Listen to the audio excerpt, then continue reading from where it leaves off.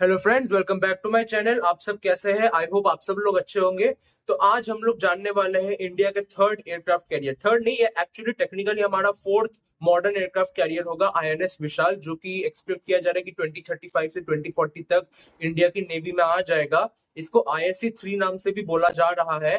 Although आप सोच रहे होंगे कि ISC-1 तो विक्रांत था, तो फिर ISC-2 क्या होगा? तो दोस्तों, ISC-2 जस्ट बेसिकली एक विक्रांत जैसे एक और एयरक्राफ्ट कैरियर को इंडियन नेवी में पहले इंडक्ट किया जाएगा, क्योंकि आपको पता ही होगा कि आईएनएस विक्रमादित्य की एज बहुत हो चुकी है और वो एक कीव क्लास एयरक्राफ्ट कैरियर है, जो कि हमें 2013 में रशिया से मिला था और उसको बनाया गया था 1990s में। तो वो 2037 तक अभी उसकी एज एक्सटेंड कर दी गई है, ऑल्दो वो जल्दी 2037 में रिटायर कर जाएगा।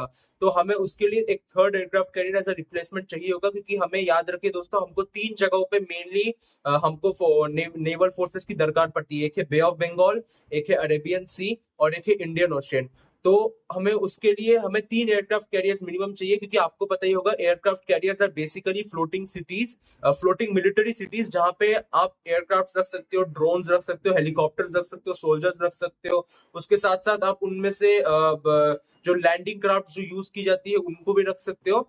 तो आज हम उसके बारे में जानेंगे कि ISC-3 पर डेवलपमेंट्स क्या है, और उसके साथ साथ आज हम कुछ डिफेंस अपडेट्स के बारे में भी जानेंगे। तो चलिए शुरू करते हैं वीडियो को। तो भारतीय सरकार का तीसरा planned indigenous aircraft carrier ISC-3, उसका नाम होगा INS विशाल, और इसको 65,000 टन के लिए प्लान किया जा रहा है। ये भारत का अब तक का सबसे बड़ा एयरक्राफ्ट कैरियर होगा, और ये भारत की मैरीटाइम स्ट्रेंथ को बढ़ाएगा, और इसको as a next generation aircraft carrier बनाया जा रहा है, ताकि ये चाइना के जो टाइप सीरीज है, टाइप 00 जो सीरीज है, और यूएस के जो जेरल्ड डारफोर्ड सीरीज है, उनको मैच कर सके। क्योंकि आपको पता ही होगा यूएस के कई सारे सीरियन सीरीज के एयरक्राफ्ट कैरियर 2040 तक आने वाले, अराउंड 6 आने वाले, क्योंकि उनके निमित्ज क्लास के बहुत सारे एयरक्राफ्ट कैरियर भी रिटायर करने वाले हैं, और चाइना भी 2035 तक 6 एयरक्राफ्ट कैरियर्स को टारगेट कर रहा है। तो हम तो पूरा मतलब इंडियन ओशन, तो हम मतलब हमको वहां पे फर्स्ट एक्ट करना चाहिए इंडियन ओशन में। अगर कुछ भी होता है तो हमें उसके लिए मिनिमम 3 एयरक्राफ्ट कैरियर तो चाहिए ही होंगे। तो INS विशाल को catapult assisted take off but arrested recovery यानी कैटोवर से इक्विप किया जाएगा, और इसमें इलेक्ट्रोमैग्नेटिक लॉन्च सिस्टम भी इक्विप किया जाएगा। अनलाइक हमारे जो दो पुराने एयरक्राफ्ट कैरियर है, यानी INS विक्रांत और INS विक्रमादित्य, जिसमें स्टोबार इक्विप था, यानी short take off but arrested recovery system था। स्टोबार सिस्टम इससे कई कई गुना ज्यादा एडवांस्ड है, और इसको यूएस के जेरल्ड डारफोर्ड जैसे एयरक्राफ्ट कैरियर्स में भी यूज किया जाता है। तो दोस्तों, पिछले कई दशकों से सिक्योरिटी कंसर्न्स के बढ़ने के चलते भारतीय सरकार और भारतीय navy indigenous systems, indigenous sensors, indigenous weapons को बनाने में लगी हुई है। और ताकि इसको बनाया जा रहा है इंडिजिनसली, ताकि इससे हमारी मैरीटाइम जो स्ट्रेंथ है वो बढ़े, और हम ज्यादा इजीली अपने शोर्स को सिक्योरिटी दे पाए। प्लस हम लोग डीप सी चोक पॉइंट्स जो है वहां पे भी ज्यादा देर तक अपनी फोर्सेस को स्टेशन करके रख सके। इस मूव को भारतीय नेवी को मॉडर्नाइज करने में भी इस्तेमाल किया जा रहा है। तो इसलिए भारतीय सरकार एक और make in India next generation nuclear powered super carrier यानी ISC-3 यानी INS विशाल को प्लान कर रही है। भारत का पहला न्यूक्लियर पावर्ड सुपर कैरियर होगा। इसका वजन 65,000 टन होगा, और इसको एक न्यूक्लियर रिएक्टर से पावर किया जाएगा, जो कि एम किया जा रहा है कि 500 से 550 मेगावाट की रेंज में इसका जो न्यूक्लियर रिएक्टर है वो एनर्जी प्रोवाइड कर सके, ताकि ये कई महीनों तक सीज में रह सके। जैसे जो दूसरे एयरक्राफ्ट कैरियर है, जैसे टाइप 003 चाइना का, या टाइप 004 या फिर यूएस का जेरल्ड डारफोर्ड, वो सब भी न्यूक्लियर पावर्ड कैरियर्स है, और वो कई कई महीनों तक, इवन कई सालों तक, जैसे यूएस जेरल्ड डारफोर्ड तो 25 सालों तक बिना किसी सप्लाई मतलब फूड और वाटर छोड़ के, अगर पावर की बात करें तो 25 सालों तक सी में रह सकता है बिना किसी पावर सप्लाई के। अनलाइक जो नॉर्मल कन्वेंशनल एयरक्राफ्ट कैरियर्स है, जिनमें पेट्रोल और डीजल का इस्तेमाल होता है, उनको हर कुछ महीनों में रीसप्लाई की जरूरत पड़ती है। तो भारतीय नौसेना और DRDO यानी defence research and development organisation इस वक्त INS विशाल के डेवलपमेंट फेज को अभी एडवांस करने में लगी हुई है।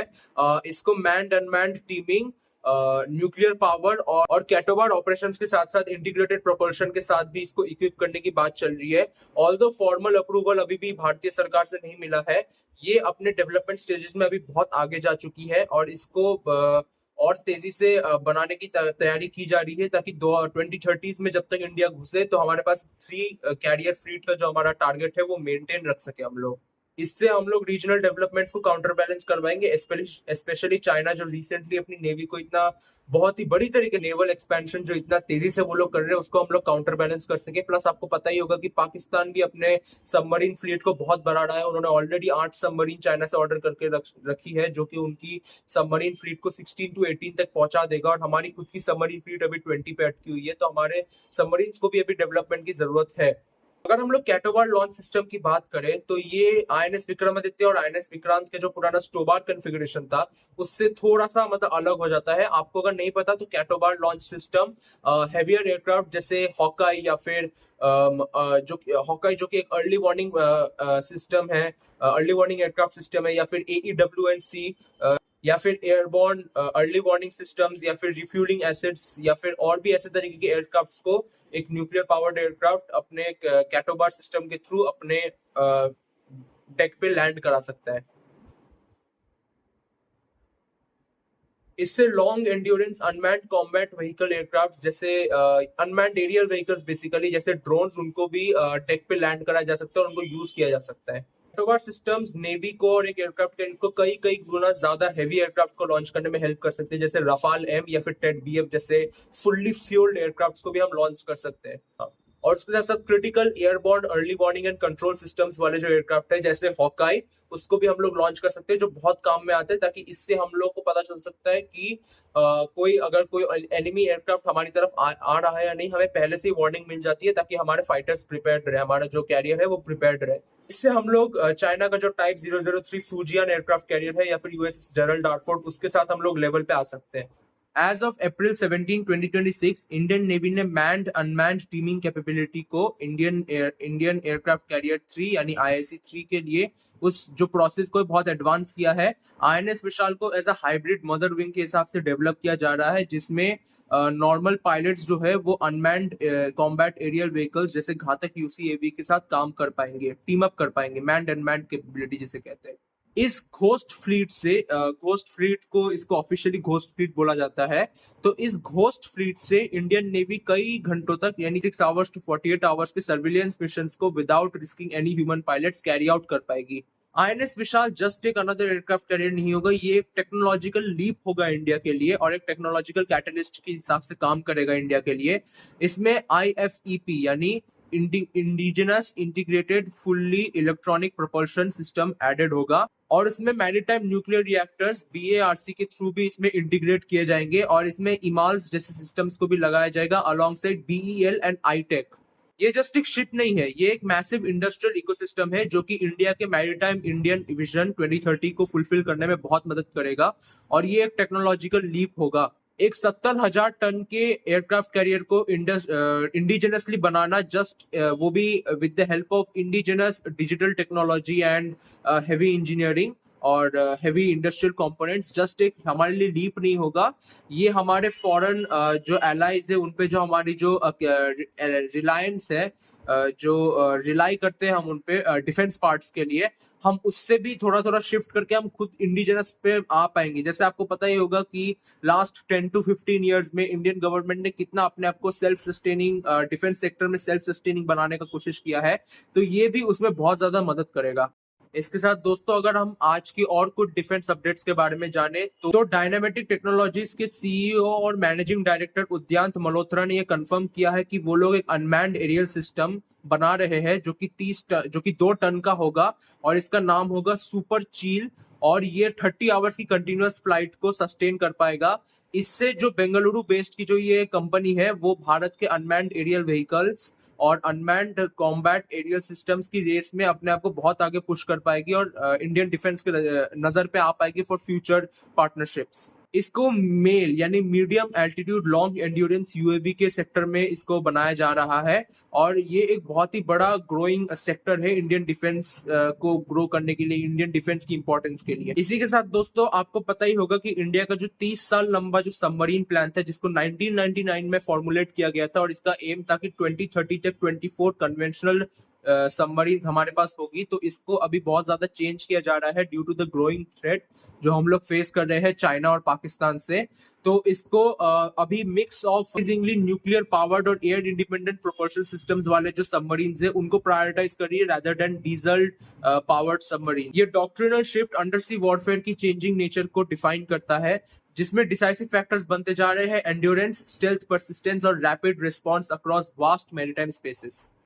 तो इसी के साथ दोस्तों इंडिया एक बहुत ही क्रिटिकल माइलस्टोन पे पहुंच चुका है। इंडिया का अस्त्र मार्क 2 मिसाइल जो कि एक beyond visual range air to air missiles है यानी BVRAAM, उसकी बेसिक इंटीग्रेशन लार्जली इंडिया के हर एयर डिफेंस सिस्टम में इंटीग्रेट हो चुकी है, वो इंक्लूडिंग Su-30 MKI जिसमें इसको मेजरली इंटीग्रेट करने का प्लान था। इसके साथ साथ इसको तेजस मार्क 1A में भी इंटीग्रेट किया जा रहा है बहुत ही तेजी से। तो इंडिजिनस डेटा लिंक आर्किटेक्चर से भी सपोर्ट मिल रहा है। अस्त्र मार्क 2 DRDO और IAF के लिए एक बहुत ही बड़ा माइलस्टोन है और इसकी as of now current range है 200 किलोमीटर।